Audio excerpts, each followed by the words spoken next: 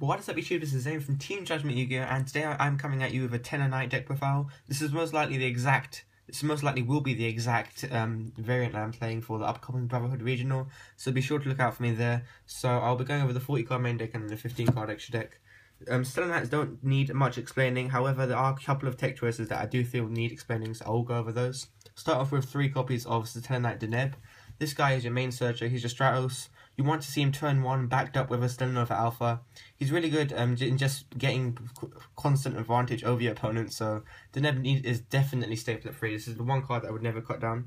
The same with Altair, this guy just gets all your loops going, it reuses all of your Satellarknight monsters. The only drawback with this card is the fact that only Satellarknight monsters can attack for the rest of the turn, so you can't just go into like a Castel and expect to swing for 2k. You can only use its main effect, so you can't attack with other monsters, which is a big drawback because this deck only has, I don't know what, 3 XYZ monsters that you really can attack with, and even then all of them require rank 3, level 3, level 4 monsters, so it makes it even more difficult to actually get off a successful attack on the turn you use its effect.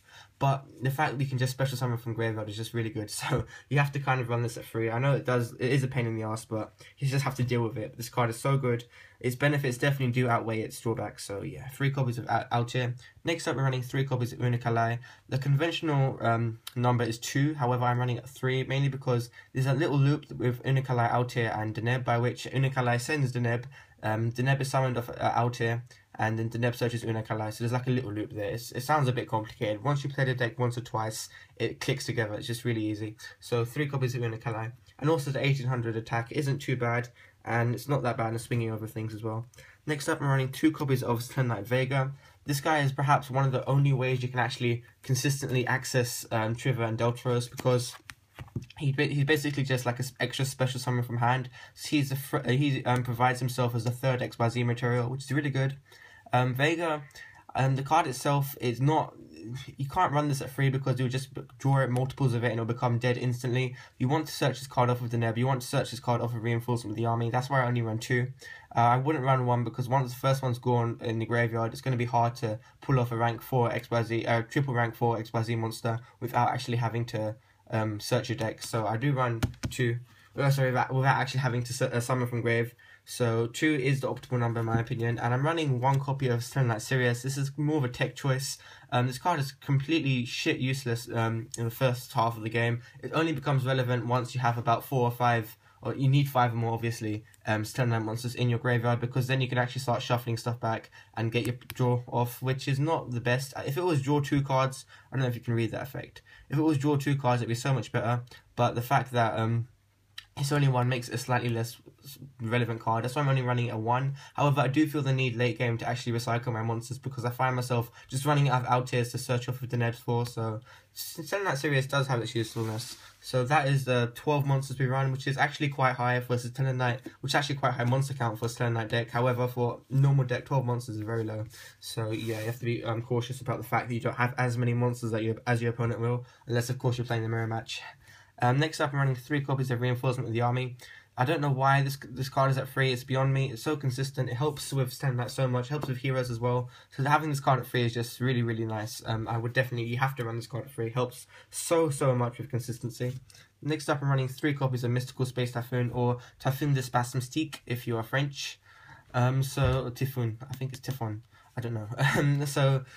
This card, the only reason I'm running it at 3, the only reason why people do run this card at 3 is because of Cliports, but mainly because of Cliport, Scout, and Monolith, and Disc. You just MST the Pendulum monster, so it stops them in the track, which is good, and also it's good against cards like, well, if you want to set this and MST in the end phase, or if you want to set this as a bluff when you don't actually have that many traps circulating in your hand, it can be useful. But 3 MST is useful, mainly because of Cliports, because that is arguably Satellarknight's hardest matchup since we've got Constellar Diamond, because that just basically eliminates Burning Abyss and Shadows, but we still have to deal with Cliports, which is not the best, not the most fun of situations. So I'm running 2 copies of Pot of Duality. The main reason I'm actually running this card at 2, not 3, is because if you open this up mid to late game, it will set you back a turn. The fact that you cannot special summon is a major hindrance to this deck. It just ruins the deck. It really just does slow down the pace. However, if you open this up opening game, it's so good. So late game is terrible. Opening game is amazing. That's why I'm only running 2. And if you only run it at 1, you won't see it as often, and then it'll just feel like you're not running the card. So 2 definitely does help.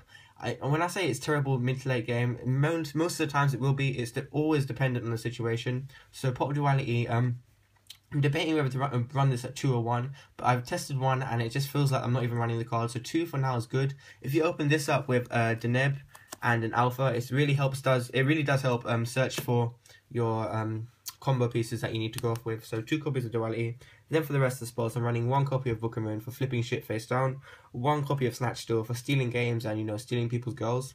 Yeah, of course, just kidding. 1 copy of Soul Charge. The reason why this card actually got limited was because of Satellarknight, which this deck could just abuse it beforehand, before it did get limited. But now it's at 1, it's fair. 1 copy of Raigeki. Again, I don't know why this card's at 1, it's beyond me. So that is it for the spells. On to the traps, which is arguably the biggest portion of the deck. The main reason why people win, because you can just control the deck using your traps. And this card is perhaps this is shit. This is the shit. I mean, 3 copies of Stellanova Alpha is really good. I'm not even going to explain what it does. You just read what it does and you'll know this card it's just so good. So 3 copies of Alpha. Stellanova Alpha. The only downside is that you have to tribute the monster, so you're left with an open field and if you're playing against Cliports, they can just spam the field and OTK you. So that's the only downside, is that it leaves you with an open field if you open this up turn 1 and turn 2. But again, the positives outweigh the negatives, because you get to draw a card and then you get to spell speed free, you get to negate anything. It's so good. So 3 copies of Alpha, you have to run this card free. It's like the Infinity Barrier of the deck. Next up, I'm running 3 copies of Dimensional Prison. The only reason I'm actually running this card is just because while we do have Constellar Diamond, Satellarknights do have a difficult time dealing with Shadows and Burning Abyss. So Dimensional Prison definitely does help.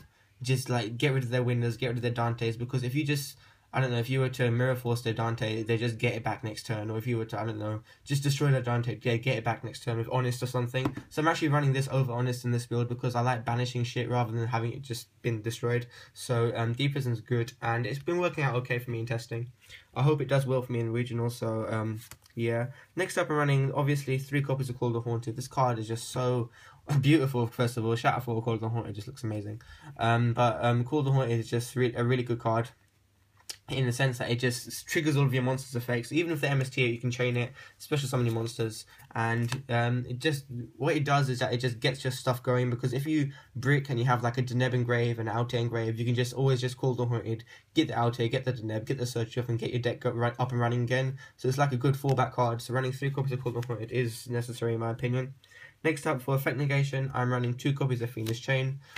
Phoenix Chain stops attacks, which can be useful when accompanied with Alpha, because when you Alpha a monster, like I said, you're left with an open field. So Phoenix Chain, you can always just stop their monster from attacking if absolute need be. But usually you will actually use this strategically and negate monsters' effects, which is really good. So 2 copies of Phoenix Chain, 1 copy of Mirror Force. Mirror Force, the only reason I'm running 1 is to deal with Cliports and the surprise factor. This card is terrible against Shadows and Burning Abyss. However, if you can make a Dweller plus Mirror Force or Raigeki, it will absolutely devastate your opponent, because against Shadows, obviously, because then they just can't do anything. They won't get any of the other effects off. But Mirror Force is here as a surprise tech.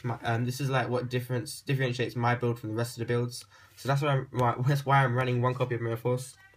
So next up, I'm running 1 copy of Torrential Tribute, 1 copy of Compulsory Evacuation Device, 1 copy of Bottomless Trap Hole, and then 1 copy of Solemn Warning. So that rounds up the 40 card main deck. Torrential Tribute, the only reason I'm running it is because, again, I like having mass destruction, even if I play against Shadows or Burning Abyss, because it just clears the field. I know they do get all the pluses off, but you have to keep in mind that Shadows and Burning Abyss only make up about, I don't know, 50% of the meta together. The other 50% would be Cliports and Echoes and Rogue decks. So that's why Torrential Mirror Force, cards like Torrential Mirror Force and Raigeki actually can be useful in certain situations. So that is the 40 card main deck.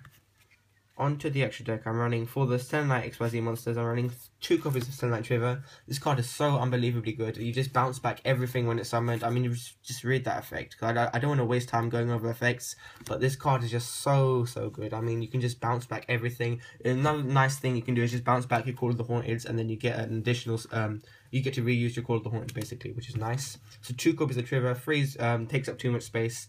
1's not enough, because you will need to go into it twice if you're playing against Burning Abyss or Shadows. So then I'm running the 1 copy of Deltaverse. This is fine. The only reason I actually see myself going into Deltaverse nowadays is just to make Constellar Diamond. Speaking of which, I don't actually have the card just yet, so this should be 1 copy of Constellar Satellarknight Concealer Diamond. That's, if you don't know what the card does, it's just fucking amazing. Look it up online. It's just really, really, really, really good. The card is just ridiculous.